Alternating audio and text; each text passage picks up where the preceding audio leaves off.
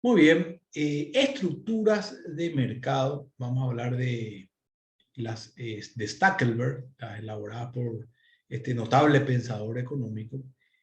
Hablaba ciertamente al principio, ya en los siglos, comienzo del siglo XIX realmente, de primeramente tres estructuras básicas fundamentales. La estructura de mercado, la primera es la de competencia perfecta, donde existen muchos compradores para muchos vendedores. Es decir, en gran medida, esta estructura de mercado es de cierta facilidad de entrada, no hay mucha dificultad. Y por otro lado, es una estructura de mercado en donde los precios se encuentran por lo general en equilibrio, es decir, es barato todo, ¿verdad? O sea, hay bastante competencia y hay bastante demanda, es decir, mucha oferta para mucha demanda es la característica de la estructura de la competencia perfecta. Ciertamente voy a ir clasificando un poquito dentro de los modelos de competencia perfecta. Entonces, es elevada la competencia, ¿sí? Mucha competencia, estamos hablando de repente librerías, de repente podemos hablar de peluquerías, ¿sí? Y hay también una amplia demanda. Por lo que finalmente, en la estructura de competencia perfecta, el precio se encuentra en equilibrio, ¿sí? Es decir, entre los puntos de intersección de las curvas de demanda y de oferta. Esa es un poco la principal característica de este tipo de estructura. Podemos hablar de ferreterías, de farmacias, podemos hablar de casas de electrodomésticos, de repente de despensas, bodegas. Esas son las estructuras de tipo. La característica principal aquí es que una persona, un kiosco, podemos emprender una unipersonal, por ejemplo, a nivel contable, puede ser tranquilamente emprendida. Un estudio contable también pertenece a la estructura de competencia perfecta. No hay mayor dificultad para iniciar la operatividad. Esa es la característica fundamental de este tipo de estructura. Ahora bien, hay ganancias importantes, es decir, yo entro como una empresa dentro de esta estructura, tengo amplias posibilidades de ganar mucho, no, como la competencia es muy alta, yo no puedo imponer precios tampoco elevados, entonces finalmente tengo que mantenerme también en el equilibrio, ¿cierto? Se trabaja bastante y no se gana mucho, esa es un poco la característica de este tipo de mercado. El otro que es el monopolio, el monopolio según Stackelberg, hay solo un oferente o un vendedor, también le podemos decir, y muchos compradores. El ejemplo más importante aquí en Paraguay es el mercado de energía eléctrica, la ANDE, por ejemplo.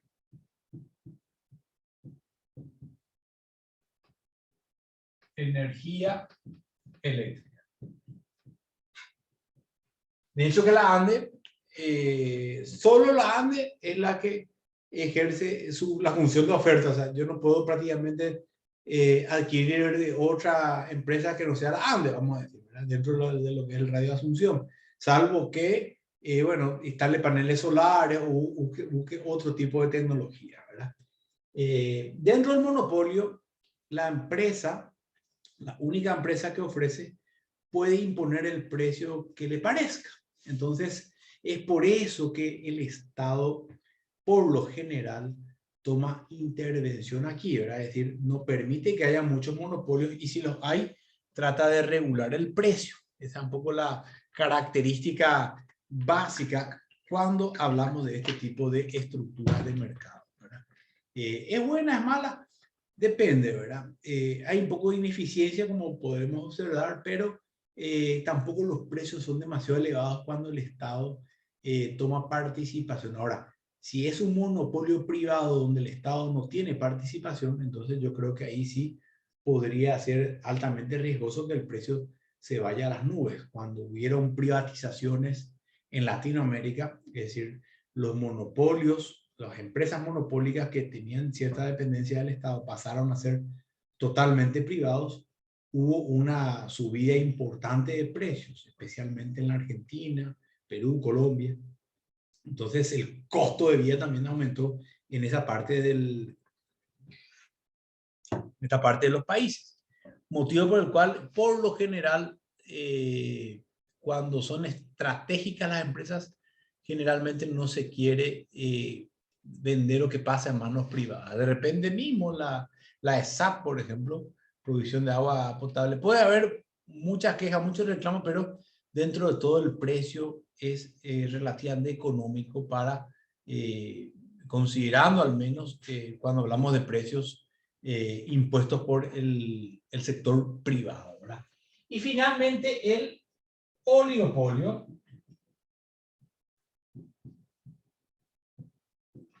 Esta estructura oligopólica tiene la característica de tener pocos vendedores, pero fuertes. Desde el punto de vista de el capital, ¿sí? Fuertes, ¿verdad? Versus una demanda amplia,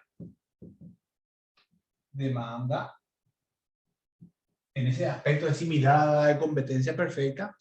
Es decir, hay muchos compradores y si fijémonos aquí un segundito en el mercado de compañías de celulares en Paraguay, tenemos solamente 4 compañías de celulares y muchísima demanda, ¿verdad? Entonces, es una estructura que exige mucha eficiencia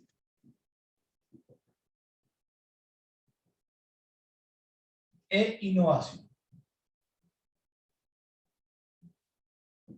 De repente, los sectores bancarios, de repente, Bancard, por ejemplo, hoy dentro de lo que son plataformas digitales o de suministro de servicios, de transacciones monetarias, versus Procar, y hay unas pocas realmente dentro de lo que es el mundo financiero, ¿verdad? Pero es una estructura, y acá pongo el ejemplo que mencionaba recién, compañía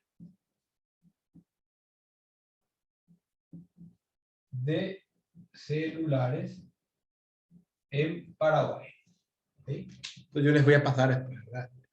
Compañías de celulares en Paraguay es el mejor ejemplo que se nos puede ocurrir para lo que es una estructura de tipo oligopólica, ¿verdad? Y aparentemente, bueno, este análisis es relativamente sencillo, pero empieza a presentar alguna complejidad al momento de caracterizar a la oferta y a la demanda. Aquí yo les abro una pequeña pizarra nuevamente, donde voy a incorporar la terminología apropiada utilizada por Stackelberg para referirse a la demanda cuando es amplia, la oferta cuando es amplia o cuando es poca, o cuando es solo una. Es decir, él le llama atomizada cuando hay mucha, tanto oferta o demanda, molecular cuando hay poco, tanto oferta o demanda, y monolítica cuando es una sola persona, oferente o demandante. Por ejemplo, en el monopolio, la oferta es monolítica y la demanda atomizada. En el monopolio, es decir, hay un solo oferente para muchos demandantes. ¿Sí? Luego, ¿sí? Y acá coloco el ejemplo, un solo oferente para muchos demandantes o potenciales compradores. En el oligopolio, fíjense ahí, la oferta es molecular, porque hay pocos oferentes, la palabra poco significa molecular, y la demanda atomizada. Ejemplo, pocos vendedores para muchos compradores. Y finalmente la competencia perfecta. La oferta y la demanda es atomizada.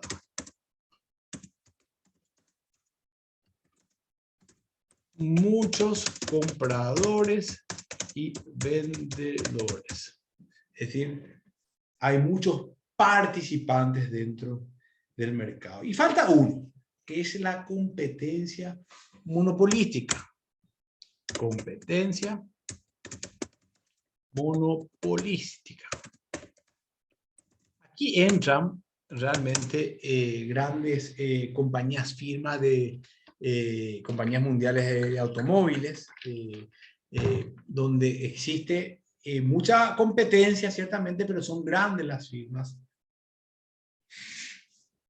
que participan.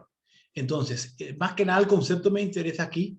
Hay una gran participación de pocas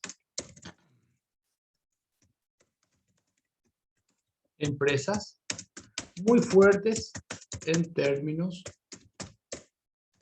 de capitales. Es decir, la competencia es agresiva y trata de haber una diferenciación. Entonces coloca acá, donde se procura establecer clara diferenciación de marca. No es lo mismo un Mercedes que un Volvo, o no es lo mismo un Ford que un Chevrolet. Son marcas muy distintas en donde se pretende competir. Ciertamente el vehículo te sirve para trasladarte de un lugar a otro, pero la marca hace demasiada diferencia. De repente también podríamos hablar del mundo de los cigarrillos o del alcohol, de la cerveza, por ejemplo. Son gustos muy diferentes y son nichos de mercado muy diferentes. El que te toma Pilsen, el que te toma Patagonia, el que te toma Heineken, son otra vez un poco diferentes los nichos de competencia. Mismo los colegios privados, el que entra en un colegio privado de alta jerarquía, básicamente, las universidades mismas, tienen un gran componente de competencia monopolística. ¿Por qué? Porque cada firma trata de establecer una clara diferenciación entre una y otra. Esa es un poco la consigna entre las mismas. De hecho, Stackler, este pensador, ha logrado cierto consenso con los demás pensadores en el sentido de poder analizarlo un poco más fuerte al oligopolio y establecer las premisas o las bases que sustentan el oligopolio. Es decir, una empresa que va a ser oligopólica o incluso que va a entrar en una competencia monopolística, necesariamente tiene que tener mucho capital. Es decir, hay muchas trabas para ingresar dentro de este tipo de estructuras. Yo no puedo agarrar y me junto con María Vera, con Oliver y Alicia y nos sentamos acá los cuatro y tratamos de abrir una compañía de celulares. Eso no va a poder ocurrir, ¿verdad? Muy difícil, mucho capital de demanda. Ahora, si entre los cuatro queremos abrir un estudio contable, no hay ningún problema. Pero entramos en una estructura de mercado de tipo de competencia perfecta, donde incluso el arancel es casi igual para todos. O sea, no hay, si de repente queremos cobrar por IVA, queremos cobrar 500.000 para llevar por mes, probablemente no tengamos muchos clientes, ¿verdad? Ahora, si cobramos relativamente dentro de lo que es el equilibrio, el precio de equilibrio está realmente legislado, pero estará por los 150.000 guaraníes más o menos. Y algunos contadores hacen ciertos combos, dependiendo, ¿verdad?